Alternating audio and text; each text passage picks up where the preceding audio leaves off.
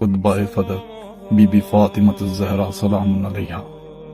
اے ابو قحافہ کے بیٹے، کیا اللہ کی کتاب میں ہے کہ تمہیں اپنے باپ کی میراث مل جائے اور مجھے اپنے باپ کی میراث نہ ملے؟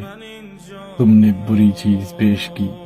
کیا تم نے جان بوجھ کر کتاب اللہ کو ترک کیا اور اسے پس پشت ڈال دیا ہے؟ جبکہ قرآن کہتا ہے اور سلیمان داؤد کے وارث بنے۔ اور یحییٰ بن زکریا کے ذکر میں فرمایا جب انہوں نے خدا سے عرض کی پس تو مجھے اپنے فضل سے ایک جانشین عطا کر جو میرا وارث بنے اور آل یعقوب کا وارث بنے۔ نیز فرمایا اللہ کی کتاب میں خونی رشتہ دار ایک دوسرے کے زیادہ حقدار ہیں۔ نیز فرمایا اللہ تمہاری اولاد کے بارے میں ہدایت فرماتا ہے کہ ایک لڑکے کا حصہ 2 لڑکیوں کے برابر ہے۔ نیز فرمایا اگر مرنے والا مال چھوڑ جائے تو اسے چاہیے کہ والدین اور قریبی رشتہ داروں کے لیے مناسب طور پر وصیت کرے۔ اس کے باوجود تمہارا خیال ہے کہ میرے باپ کی طرف سے میرے لیے نہ کوئی وقت ہے، نہ ارث اور نہ ہمارے درمیان کوئی رشتہ۔ کیا اللہ نے تمہارے لیے کوئی مخصوص آیت نازل کی ہے جس میں میرے والد گرامی شامل نہیں ہیں؟ کیا تم یہ کہتے ہو کہ 2 مختلف دین والے باہم وارث نہیں بن سکتے؟ کیا میں اور میرے والد ایک ہی دین سے تعلق نہیں رکھتے؟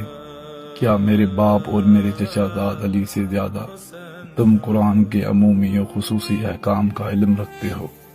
لے جاؤ میری وراثت کو اس آمادہ سواری کی طرح جس کی مہار ہاتھ میں ہو۔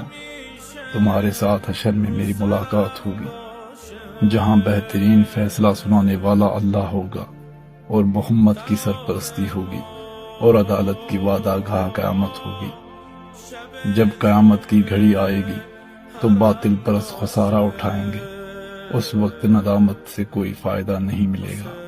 ہر خبر کے لیے ایک وقت مقرر ہے، ان قریب تمہیں معلوم ہو جائے گا کس پر رسوا کن عذاب آتا ہے اور کس پر دائمی عذاب نازل ہونے والا ہے۔ پھر بی بی نے انصار کی طرف متوجہ ہو کر فرمایا اے بزرگوں اور ملت کے بازو اور اسلام کے نگہبانوں، میرے حق میں اس حد تک تسائل، مجھے میرا حق دلانے میں اتنی کوتاہی کا کیا مطلب؟ کیا اللہ کے رسول اور میرے پدر بزرگوار یہ نہیں فرماتے تھے کہ شخصیت کا احترام اس کی اولاد کے احترام کے ذریعے برقرار رکھا جانا ہے؟ کس سرعت سے تم نے بدعت شروع کر دی اور کتنی جلدی اندر کی غلافت باہر نکل آئی، حالانکہ تم میری کوششوں میں تعاون کر سکتے تھے اور میرے مطالبے کی تائید و حمایت کر سکتے تھے۔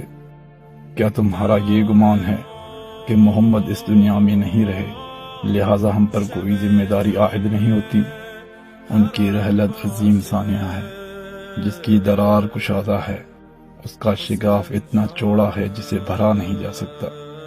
ان کی رحلت سے زمین پر اندھیرا چھا گیا، نیز سورج اور چاند کو گرہن لگ گیا، ستارے بکھر گئے، امیدیں یاس میں بدل گئیں اور پہاڑ شکست و ریخت سے دوچار ہو گئے۔